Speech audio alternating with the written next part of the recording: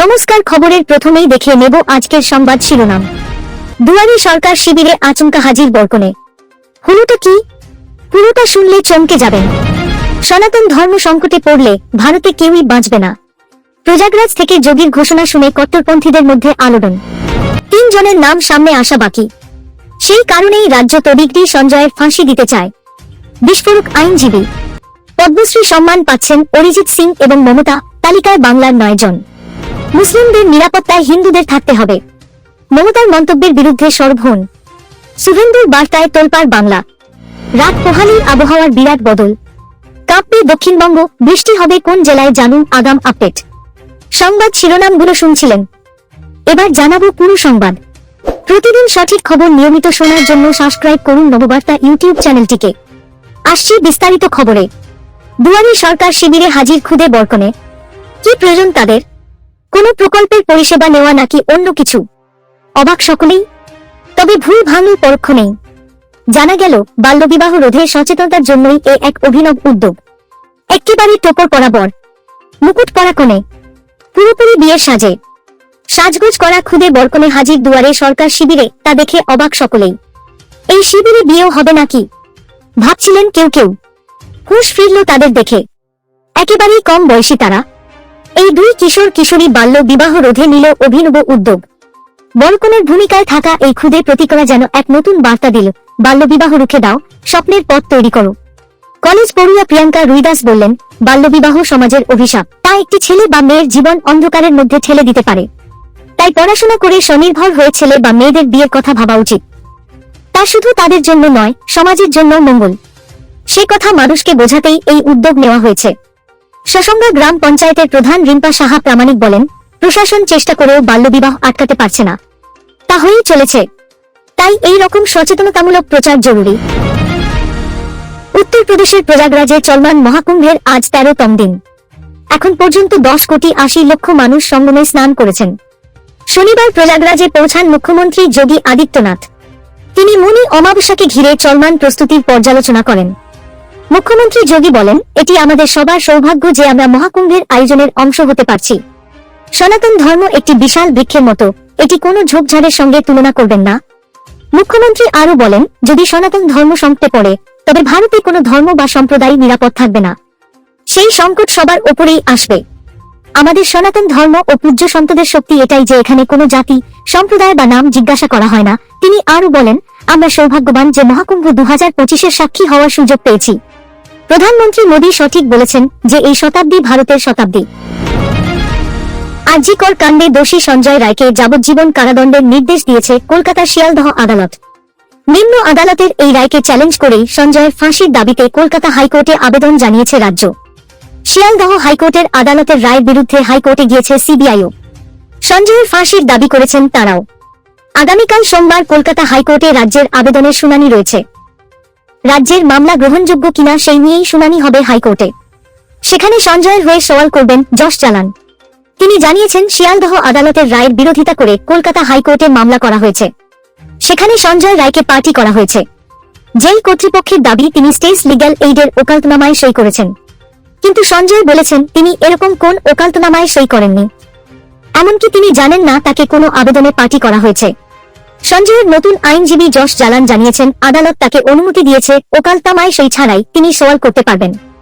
সঞ্জয়কে ফাঁসি দিতে রাজ্যের এত তাড়াহুড়ো দেখে তিনি দাবি করেছেন, এটা অনেক হাই প্রোফাইল বিষয় হয়ে গিয়েছে। রাজ্য চায় না আসল লোক ভিতরে যাক।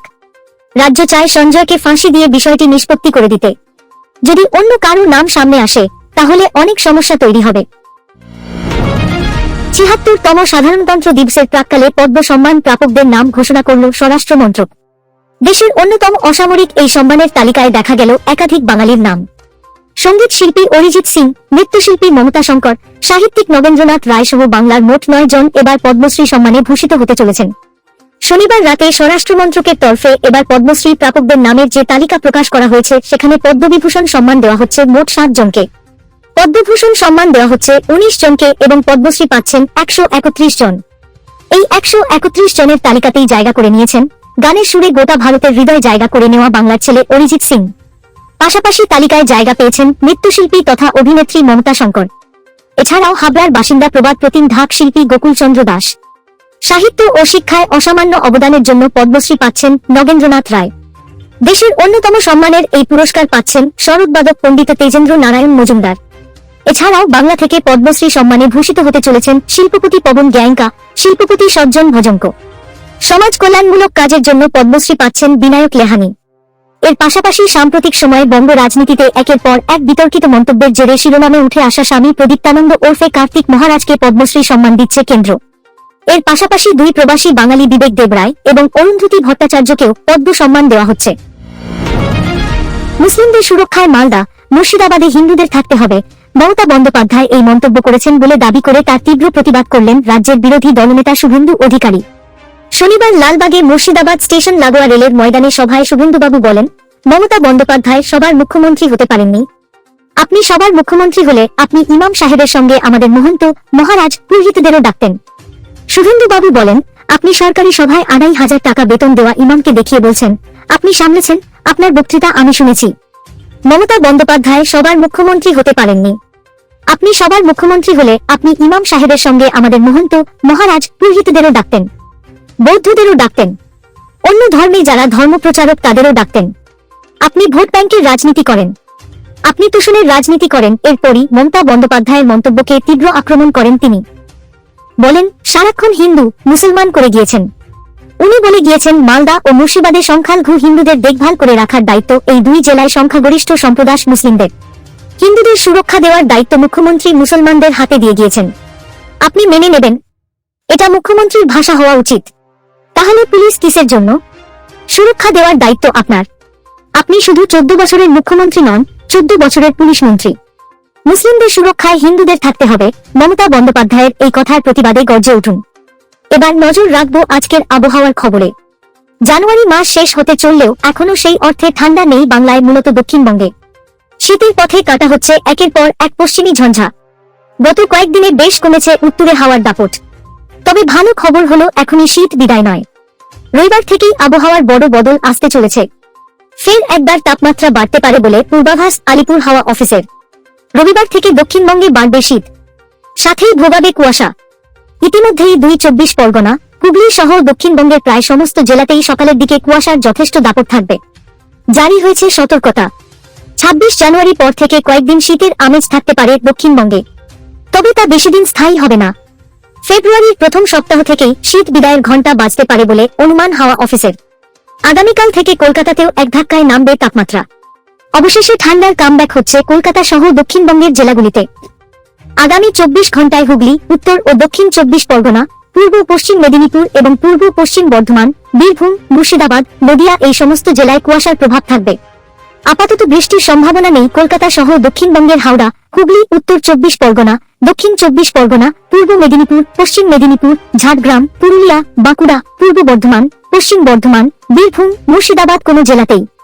উত্তরের জেলাগুলিতে কামড় বসিয়েছে শীত। রবিবার থেকে সেই কামড় আরও চওড়া হওয়ার পূর্বাভাস। কয়েক ডিগ্রি তাপমাত্রা নামতে পারে বলে পূর্বাভাস হাওয়া অফিসের। পাশাপাশি শনিবার দার্জিলিং, কালিম্পং এবং জলপাইগুড়িতে হালকা বৃষ্টির সম্ভাবনাও রয়েছে। উত্তরবঙ্গের সব জেলাতেই কুয়াশার সতর্কতা জারি করেছে হাওয়া অফিস। পরবর্তী সংবাদ দেখার আমন্ত্রণ জানিয়ে এখনকার মতো শেষ করছি। ধন্যবাদ সবাইকে।